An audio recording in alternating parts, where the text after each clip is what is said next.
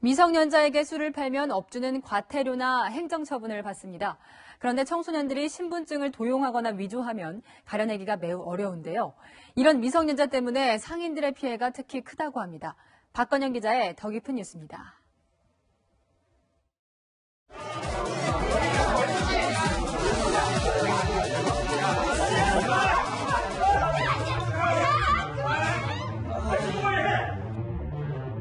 한 번씩 커요. 어? 근데 어떡하냐. 우리 청소년인데.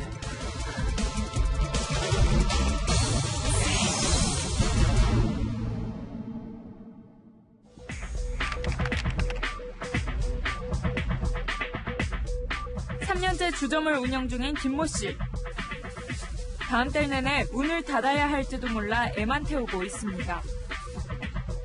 발단은 지난해 7월. 만취한 손님 한 명이 빈 소주병을 갑자기 유리창으로 집어 던졌습니다. 유리가 심하게 파손이 돼가지고 그때 또 당시에 그 앞에 손님들이 또 앞에 테이블이 있거든요. 거기에 이제 또 술병을 던져가지고 크게 다쳤을 수도 있는 위험한 상황이에요.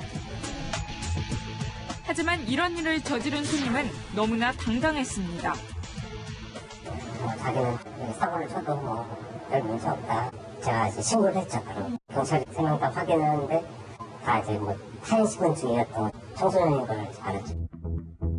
신분증 검사를 철저히 해왔다고 자부했지만 비슷한 외모의 어른 신분증을 내민 청소년에겐 속수무책이었습니다. 미성년자에게 술을 팔면 2년 이하의 징역이나 2천만 원 이하의 벌금에 물립니다. 관할 지자체는 영업 정지부터 업장 폐쇄 같은 행정조치를 별도로 내립니다. 김 씨는 청소년들의 신분증 도용이 일부 인정돼 형사처벌은 면했지만 영업정지는 피할 수 없는 상황. 그런데 정작 타인의 신분증을 도용한 청소년들은 아무 처벌도 받지 않았습니다. 초범이고 국민정서상 성년에 가까운 청소년이 음주를 했을 경우에는 흔히 얘기하는 훈방조치라고 하죠. 기소유예나 아주 약한 벌금형 구약식 정도가 되고 있죠. 일부 청소년들은 이런 점을 악용하고 있습니다. 공짜 술을 먹거나 업주를 협박할 요량으로 신고 자작극을 벌이는 겁니다.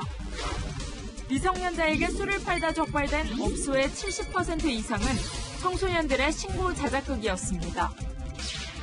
하지만 작정하고 신분증을 속이는 청소년들을 영세한 업주들이 가려내기란 사실상 불가능합니다.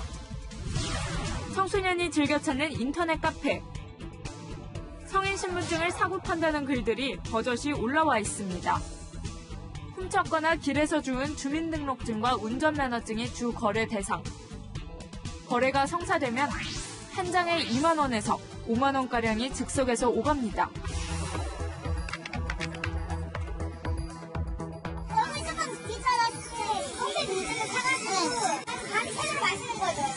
페이스북 들어오면 찍어서 댓글 나오면 이런 애들이 반대편 애들이나 우리는 그러면 고용을 하겠어. 신분증 검사를 허술하게 하는 술집이나 편의점 명단도 공공연하게 공유됩니다.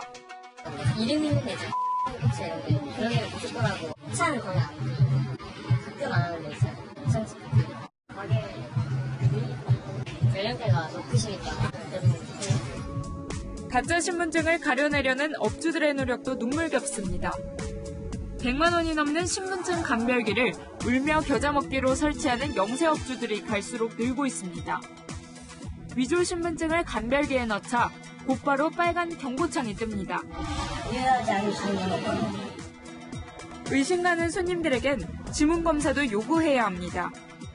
화장한 거는 잘 못 알아보고 하니까 지문은 안 들어가잖아요. 기분 나빠하는 사람들도 있고 저희 입장에서는 어쩔 수 없죠. 하지만 여기에 한술 더 떠 신분증 위조 시장까지 등장했습니다. 기자가 SNS를 통해 수소문하자 10분 만에 위조 신분증 제조업자와 연락이 닿았습니다.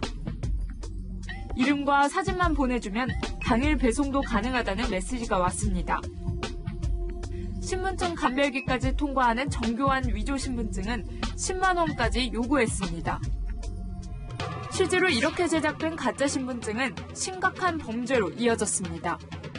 성인 신분증으로 수천만 원대 전자제품 사기를 친 10대가 지난해 부산에서 체포된 겁니다. 결국 일부 청소년들의 사기 행각을 근절하기 위한 법체계 정비가 시급하다고 전문가들은 지적합니다. 신분증 위입 변조라든가 도용에 대한 심각한 범죄로 연결될 수 있다는 경각심을 일깨워주기 위해서라도 그에 대한 처분은 다르게 받게 하는 그런 선별적인 조치가 필요하겠죠. 채널A 뉴스 박건영입니다.